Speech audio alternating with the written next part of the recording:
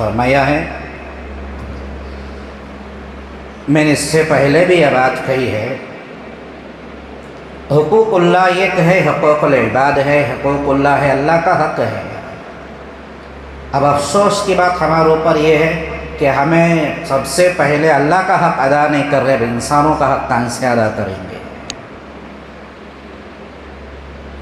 اللہ کا حق کیا ہے؟ نماز ہے، روزہ ہے، تلاوت ہے، حج و عمرہ ہے، قربانی ہے۔ حکم اللہ نے جو دیا وہ اللہ کی عبادت ہے۔ فرماتے ہیں کہ اس میں کم و بیشی ہو گئی، اللہ اپنی قدرت سے چاہے اپنے رحم و کرم کا معاملہ فرمائے تو اسے معاف فرما دیتا ہے، لیکن حقوق العباد کی اتنی جو ہے بڑی سختی کے ساتھ ترغیب دلائی گئی ہے کہ ایک انسان کا حق مار کر دوسرا انسان جتنی عبادتیں کر لے، جتنے حج و عمرہ کر لے، جتنی چاہے قربانیاں کر لے، وہ چاہے کتنی مشقتوں کے ساتھ دین پر چلتا رہے، اس کا دین قابل قبول نہیں ہوگا۔ کسی دوسرے کا حق مار کر، کسی دوسرے کا حق دبا کر، کسی دوسرے مسلمان کے حقوق کی پامالی کر کر ہم دیندار نہیں ہو سکتے۔ اس وقت تک اللہ بھی معاف نہیں کرتا جب تک کسی کا حق ہم نے دبایا ہے اور وہ مسلمان ہمیں معاف نہیں کرتا۔ ایسے ہمارے معاشرے کے اندر بے شمار حقوق ہیں جو ہماری زندگیوں میں دکھائے جاتے ہیں، پائے جاتے ہیں، لیکن ہمیں غور کرنے کی بہت ضرورت ہے۔ انہی حقوق میں سے ایک حق ایک مسلمان کے اوپر دوسرے مسلمان کے لیے یہ ہے کہ اگر کوئی کسی مسلمان بھائی کے پاس جائے سفارش کی خاطر طلب لے کر کہ آپ میری فلانے سے سفارش کر دو، میرا فلانا کام ہو جائے گا۔ مثال کے طور پر کوئی سرکاری آفسوں کے اندر، دفتروں کے اندر، یا کوئی اس میدان میں ہے، یا کوئی ایک خاندانی بڑا آدمی ہے جس کی بات جو ہے باہر تک چلتی ہے، اس کی بات باہر اس کی عزت ہوتی ہے۔ اب کوئی چھوٹا آدمی اس کے پاس جائے سفارش لے کر کہ آپ میری بات وہاں کرا ڈالو، تمہیں بولے تو ذرا میرا کام ہو جاتا، ایک امید لے کر کوئی اس کے پاس جاتا ہے تو اس کا یہ حق ہے کہ حتی الامکان اس کا پورا مسئلہ حل کرنے کی کوشش میں لگ جانا، سفارش نہیں، جتنا اس کی طرف سے ہو سکتا وہ اس کا کام بنا کر دے دینا، یہ مسلمان کا حق ہے۔ اب اسے جھنکانا نہیں، اس کی بات کو ٹالنا نہیں ہے۔ حضور اکرم صلی اللہ علیہ وسلم نے فرمایا صحابہ کرام سے، میرے پاس لوگ آتے ہیں، حاجت لے کر آتے ہیں، تمہارے پاس کوئی جو ہے سفارش لے کر کسی مسئلے پر آئے تو ضرور اس کو جو ہے اس کے مسئلے کا حل کر دینا۔ یہ سب ایسے چھوٹے چھوٹے اعمال ہمارے واسطے ہیں، اس کی جو ہے اجر اور ثواب بہت زیادہ ہے۔ یہ وہ اعمال ہیں بندے کو جو ہے قبر میں قبر کے عذاب سے بھی آڑ بن جاتے ہیں، ایسے بڑے اعمال۔ اور نبی علیہ السلام نے ایک اور حق ارشاد فرمایا، ایک مسلمان کی اس کی مال، اس کی جان، اس کی آبرو کی حفاظت کے واسطے دوسرے مسلمان ساتھ میں کندھے سے کندھا لگا کر کھڑا ہو جانا اور اس کے لیے دوسروں سے لڑ پڑنا، یہ اس کا اجر اس کے قبر کے عذاب میں آڑ بن جاتا ہے۔ جب یہ دیکھنے کو ماحول ہمارے یہاں یہ ساری چیزیں نہیں ہیں، آپ پر مصیبت آئیں تو آپ اس کا سامنا کرنا ہے، مجھے اس سے لینا دینا نہیں، جاؤ جی انہیں کریا سو انہیں اٹکیا، مجھے کیا۔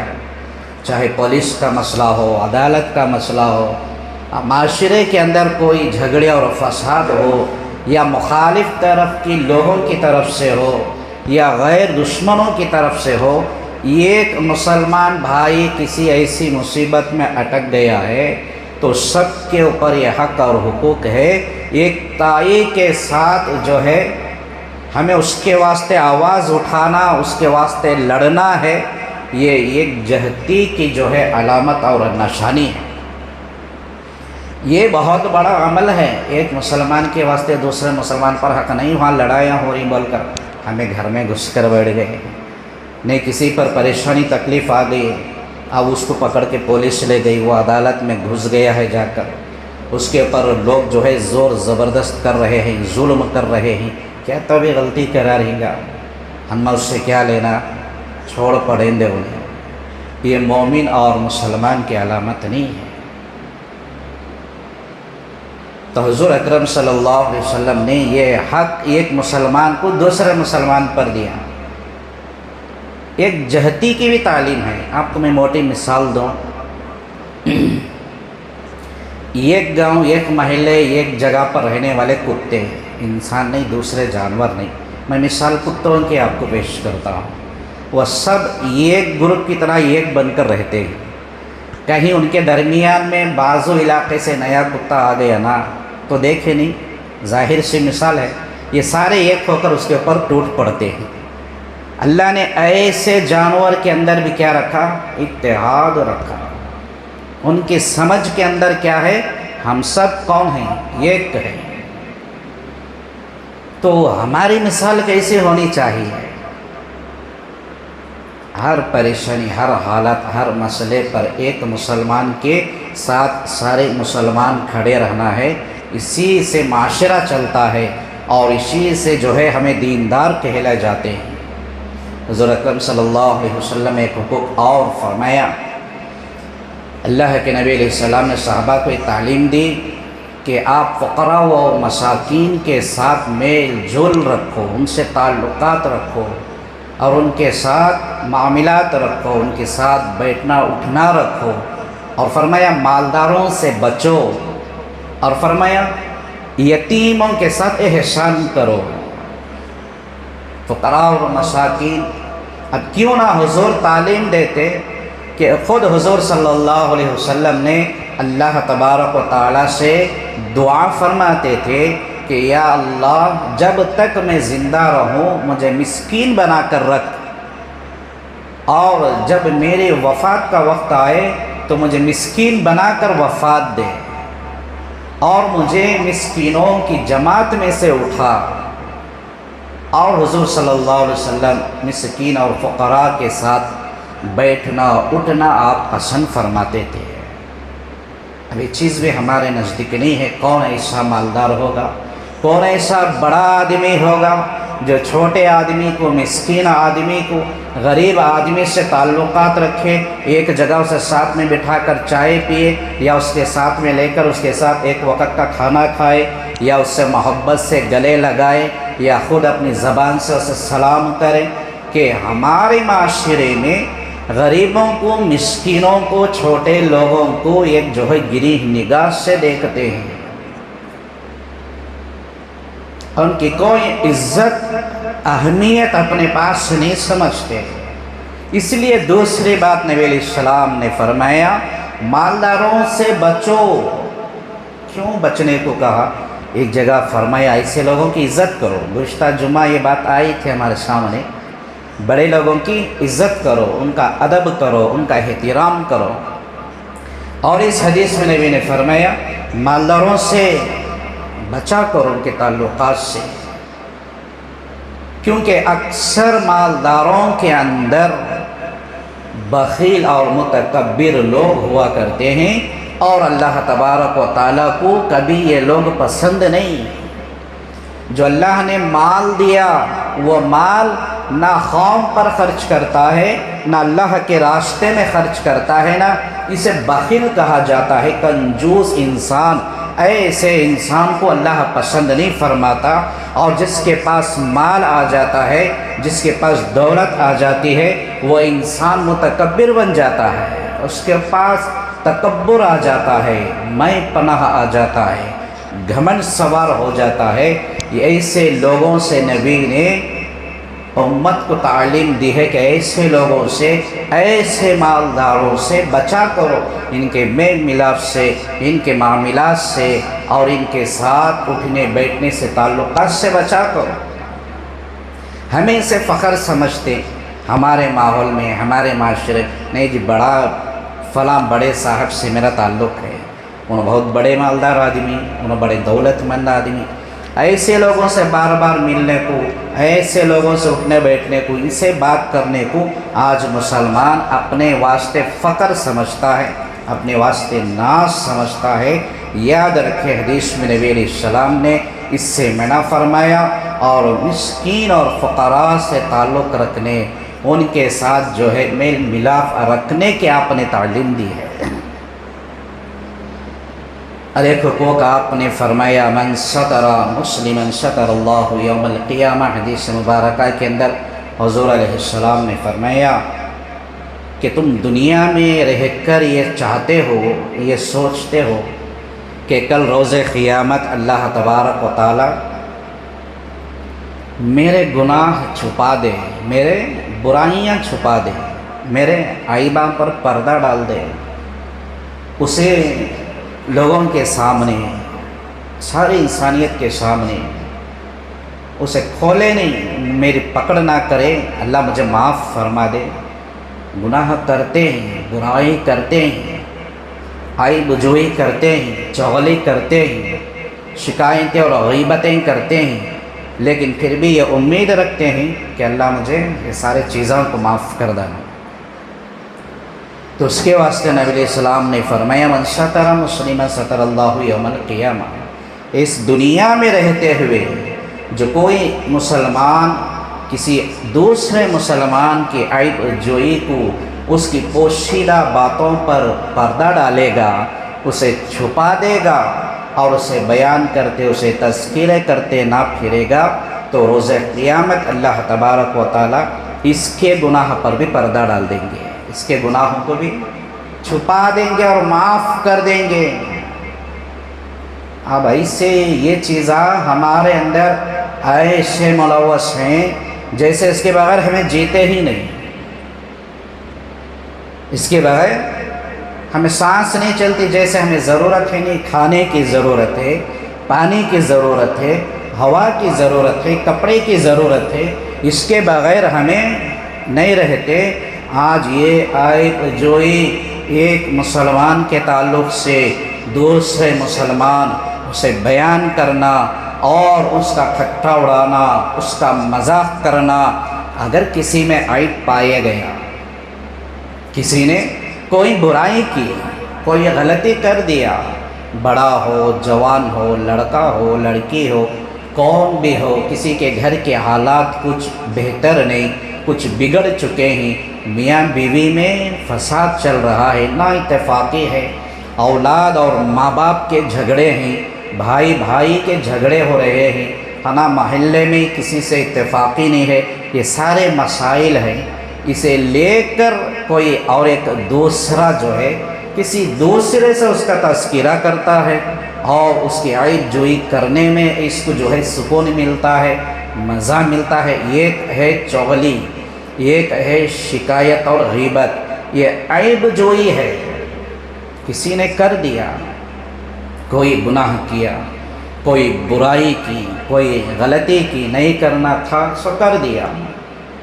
دیکھو حدیث مبارکہ میں آتا ہے نہیں، کتنے بھی بڑے ہیں گناہ کرنے والا گنہگار کیوں نہ ہو، اگر وہ سچے دل سے اللہ سے توبہ کر لیا تو اللہ اسے معاف کر دیتے ہیں۔ اس نے گناہ کیا، معافی مانگ لیا، برائی غلطی کی، معافی مانگ لیا اور وہ بری ہو گیا، لیکن اسے جو ہے بیان کرتے کرتے، اس کا ذکر کرتے کرتے جو پھرتے رہتے نا، ایسے مسلمان گناہ میں پڑ جاتے ہیں۔ یہ کوئی معمولی گناہ نہیں، یہ بہت بڑا گناہ، کبیرہ گناہ ہے۔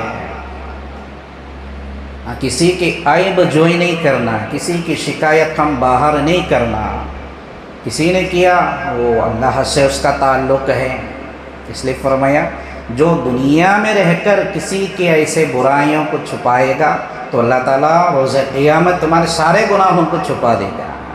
اس نے ایسا کیا، فلاں نے ایسا کیا، ان کے گھر میں ایسا ہو رہا، ان کے لڑکے کا یہ حالت ہے، ان کی لڑکی کی یہ حالت ہے، یہ سارے جو ہے عیب جوئی ہیں۔ علماء کرام نے فرمایا اس کا گناہ جو بعد میں ہوگا سو ہوگا، لیکن دنیا میں بھی اس وقت تک وہ انسان نہیں مرتا جب تک وہ برائی، وہ غلطی، وہ گناہ خود انہیں نہیں کر لیتا۔ اگر ہمیں بھی ایسا کر لینا ہے تو ہمیں دوسروں کی شکایتیں اور عیب جوئی بیان کرنا ہے، نہیں، ہمیں اس سے بچنا ہے تو کسی کی عیب جوئی نہیں کرنا۔ یہ کبیرہ گناہ ہے۔ حقوق المسلمین اور آداب معاشرہ میں نبی پاک صلی اللہ علیہ وسلم نے یہ تعلیم دی ہے، ہم سب کے یہ حقوق ہے۔ اور ایک حقوق آپ نے فرمایا، یہ سارے جو ہے زندوں کے حقوق ہیں، یعنی سارے زندے لوگوں کے حقوق ہیں، جب تک دنیا میں رہتے ہیں، سانس باقی رہتے ہیں، اور اس وقت تک ہر ایک کے اوپر دوسرے کے حقوق ہیں۔ اب مرے ہوئے لوگ، مرحومین کے بھی حقوق ہمارے اوپر ہیں، ان کے اوپر کوئی حقوق نہیں، ہمارے اوپر مرحومین کے بھی حقوق ہیں۔ نبی علیہ السلام نے فرمایا، پہلے آپ صلی اللہ علیہ وسلم قبور کی زیارت کے واسطے منع فرماتے تھے، قبروں کی زیارت کرنے سے آپ منع فرماتے تھے۔ یہ حدیث میں ارشاد فرمایا کہ صحابہ میں پہلے روکا کرتا تھا، لیکن اب اجازت دیتا ہوں، قبروں کی زیارت کرو اور تمہاری طرف سے مرحومین کو احسان پہنچاؤ۔ قبروں کی زیارت کرنے کا مطلب یہ نہیں کہ جیسی زیارت آج ہم کرتے ہیں، یہ باریک مسائل ہیں، اس پر توجہ اور غور کریں گے تو ہمیں سمجھ میں آئے گی بات۔ اب حدیث میں آ گیا نہ بول کر قبروں کی زیارت کرنا، وہ زندوں کے اعمال کا ان کو احسان پہنچانا ہے۔ اب ہمارا طریقہ جو ہے یہ قبروں کی زیارت کا مسئلہ نہیں ہے۔ اب عام لوگوں کی تو قبریں الگ ہیں، وہاں لوگ کیا کیا نہیں کرتے ہیں۔ اصل صحیح طریقہ آپ صلی اللہ علیہ وسلم نے حدیث مبارکہ سے ارشاد فرمایا، اور ائمہ علماء بھی ارشاد فرماتے ہیں کہ قبروں کی زیارت کیا کرو اس طریقے سے کہ قبروں کے پاس جاؤ، جو کچھ ہمیں آتا ہے وہ پڑھ کر ان کے حق میں دعائیں مغفرت کرنا ہے، اتنا ہی صحیح اور زیارت کا طریقہ ہے۔ اب یہاں تک کہ اولیاء اللہ کے قبور ہیں، اولیاء اللہ کے قبور ہیں، اب ان کے قبر کے قریب پہنچ کر ان کی قبروں کو چھونے کی بھی اجازت نہیں ہے۔ اب میں یہ بات کہاں سے بتا رہا ہوں، آپ کے ذہن میں آئے گا، نہ تو کسی جماعت کی باتیں ہے نہیں، نہ دیوبندی سے ہے، نہ یہ تبلیغی سے بات ہے، میں آپ کو وہیں پر آپ کو ارشاد بتاتا ہوں، ہم سب جو ہے اہل سنت والجماعت میں سے آتے ہیں، ہے نہیں۔ ایک چھوٹا سوال آج پوچھ لیتا ہوں میں، انشاءاللہ دیکھیں آپ کی طرف سے جواب بھی مجھے مل جائے۔ ہم سب کون سی جماعت میں ہیں؟ سنی جماعت میں ہیں، یہ تو پکی بات ہے نا، سنی جماعت سے ہیں۔ سنی جماعت کے بانی اور بڑے امام اور حضرت کا نام کیا ہے؟ بولو، کسی کو معلوم ہے تو ایک آدمی آپ بولو، پتہ ہے یا نہیں ہے؟ نہیں معلوم، پھر بھی ہمیں وہ مسلک دوسرا مسالک کیوں؟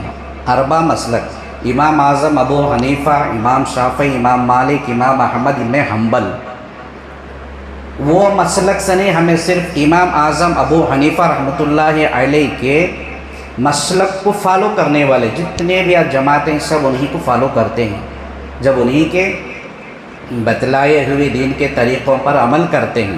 لیکن اس میں سے بھی جو جماعتیں ہی نہیں، تبلیغی جماعت ہے، اسلامی جماعت ہے، دیوبندی جماعت ہے، اب ان کے سب ایک بانی، بڑے امام، ایک لیڈر سب ہیں، ایسے ہی سنی جماعت کے بھی ہیں، لیکن ان کون ہیں ہمیں خود نہیں معلوم، نہیں، انہیں کون خود نہیں معلوم، لیکن ان کے ملفوظات، ان کے فتاوے اور ان کی تعلیم، اب اس کا علم ہمیں کہاں ہوگا، یہ خود ہمیں غور کرنے کی بات ہے۔ جن کو کہتے ہیں امام احمد رضا، اعلیٰ حضرت بولتے ہیں، امام احمد رضا بولتے ہیں، اب ساری سنی جماعت کے لوگ، ساری سنیت کے علماء سب ان کو فالو کرتے ہیں، ان کے فتووں پر عمل کرتے ہیں، ان کی تعلیم پر عمل کرتے ہیں۔ ہمیں اس کا علم نہیں ہے، الگ بات ہے، لیکن اتنے بڑے امام احمد رضا صاحب سے کسی نے سوال پوچھا کہ قبروں کی زیارت کرنا کیسا ہے؟ آج یہ بات ہم بولے تو لوگ کیا بولتے ہیں، ہمیں سنی والے، جی ہمیں سنی والے کرتے، سوچ سنی والے بھی نہیں کرتے، لیکن جو کرتے ہیں نہ ان کا مسلک ادھر کا ہے نہ ادھر کا ہے۔ سنی جماعت ایک اچھی بہترین سمجھدار اور علمدار جماعت ہے۔ بے علم لوگ جو ہے اس کا نام بدنام کر ڈالے۔ امام صاحب سے مسئلہ پوچھے قبروں کی زیارت کے تعلق سے، ملفوظات میں اٹھا کر دیکھو فتاوی رضویہ کے اندر، انہوں نے ارشاد فرمایا کہ اولیاء اللہ کے درباروں میں جا کر ان کے قبر، ان کے مزاروں کے قریب جب جاتے ہیں تو اس میں فاصلہ 4 گز کا رہنا چاہیے۔ کتنے؟ 4 گز کا فاصلہ رہنا چاہیے، اور بغیر سر کو جھکائے جو کچھ آتا ہے پڑھ کر دعا کر کر ان کے حق میں احسان پہنچا کر ان سے دعائیں کی امید رکھ کر واپس آنا ہے۔ اتنا ہے سنی جماعت کے اندر قبروں کی زیارت کا طریقہ۔ لیکن آج جو ہمیں کرتے نہیں، اولیاء اللہ کی قبر تو الگ، معمولی سے ہمارا خاندان کے لوگوں کی قبروں کو جا کر ہمیں سو جاتے ہیں، سر جا کر ایسے پٹکتے ہیں، ہاتھا رکھ کر ایسے مانتے ہیں، یہ سب ناجائز نہیں، بالکل حرام ہے، حرام ہے۔ اب دیکھنے کو بھی یہ ملتا ہے کہ اگر درباروں کے اندر 1 سے 2 دروازے ہیں یا پھر ایک ہی دہلیز ہے تو لوگ جاتے ہوئے سامنے سے چلے جاتے ہیں، آتے ہوئے لوگوں کو دیکھا کہ پھر پیچھے الٹا مڑ کر آتے ہیں وہ۔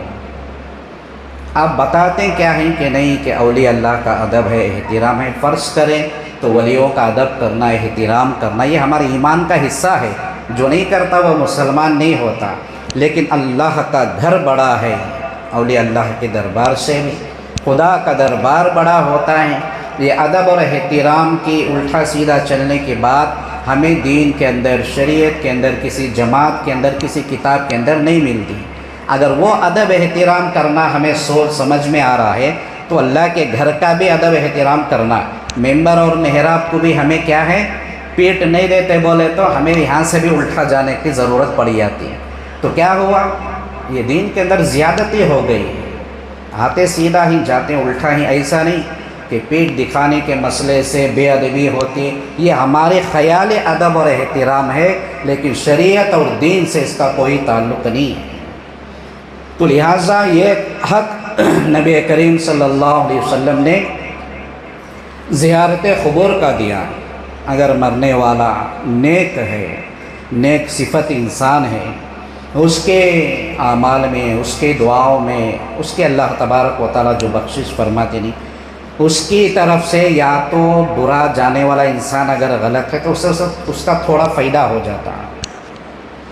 اگر نہیں، مرنے والا برا انسان ہے، غلط کرنے والا، گناہ کرنے والا گنہگار تھا، تو جا کر احسان پہنچانے والے کا ثواب اسے پہنچ جاتا ہے۔ 2 میں سے ایک ہوتا ہے۔ لیکن اس کی کیا ہے، ان باتوں کی، ان چیزوں کی ہمیں اہمیت کو سمجھنا ہے۔ کبھی دین کے ایسے مسائل میں اونچ نیچ نہیں کرنا ہے۔ عورتوں کا بھی مسئلہ اس کے اندر اسی فتوے میں بیان فرمایا گیا۔ کسی نے پوچھا کہ عورتیں زیارت کے واسطے جا سکتی ہیں؟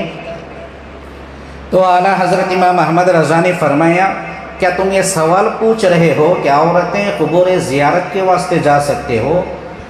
معلوم کرو کہ جس وقت عورت یہ دل کے اندر ارادہ کرتی ہے نا، گھر میں رہ کر فلاں درگاہ جاؤں، فلاں ولی کے مزار کے پاس جا کر زیارت کروں، تو اسی وقت سے اس کے اوپر اللہ اور اس کے فرشتوں کی لعنت برسنا شروع ہو جاتی ہے۔ مطلب کیا؟ قبروں کی زیارت کے واسطے عورتوں کو اجازت نہیں ہے۔ اولیاء اللہ دنیا میں زندگی گزاری، عورتوں سے پردے کی زندگی گزاری، اب ان کی وفات ہونے کے بعد بھی وہ انہی کا ویسے ہی پردہ رہتا ہے۔ لیکن اولیاء اللہ کے درباروں میں آج خواتین کا پہنچنا جائز نہیں ہے۔ اس بات کا بھی ہمیں علم نہیں ہے۔ جب یہ عورت نیت کر لیتی ہے اسی وقت سے اللہ اور اس کے فرشتوں کی لعنت اس پر برستی ہے۔ اب جانے کے بعد کا گناہ کیا ہوگا اللہ اور اس کے رسول بہتر جانے۔ لہٰذا دوستوں، بزرگوں، نبی کریم صلی اللہ علیہ وسلم نے جو دین، جو تعلیم، جو مکمل اللہ تبارک و تعالیٰ سے آپ نے لیا، وہ سارا کا سارا امت کو دے کر گئے ہیں۔ اس میں سے کسی چیز کی جو ہے بنیادی باقی چیز رکھ کر نہیں گئی۔ یہ حقوق المسلمین ہیں اور آداب معاشرہ میں کہ یہ وہ چیزاں ہیں جو روز مرہ 24 گھنٹے ہماری زندگی میں، ہمارے معاملات میں، ہمارے معاشرے میں پیش آتے ہیں، اس کا ہمیں کوئی احساس نہیں ہے۔ تقریباً 3-4 جمعہ سے اسی موضوع کے اوپر میں کچھ مختصر باتیں کھل کر آپ کے سامنے رکھتا رہا ہوں کہ اللہ سے امید ہے کہ اللہ کرے کہ اللہ ہمیں یہ سنی ہوئی تمام مسائل آداب معاشرہ کے باتوں کو مجھے اور آپ کو اس پر عمل کر اپنی معاشرے کی بہتری زندگی ہمیں جینے کی توفیق عطا فرمائے۔ نبی پاک صلی اللہ علیہ وسلم کی دین شریعت اور سنتوں کو سن کر، سمجھ کر، جان کر عمل کرنے کی توفیق عطا فرمائے۔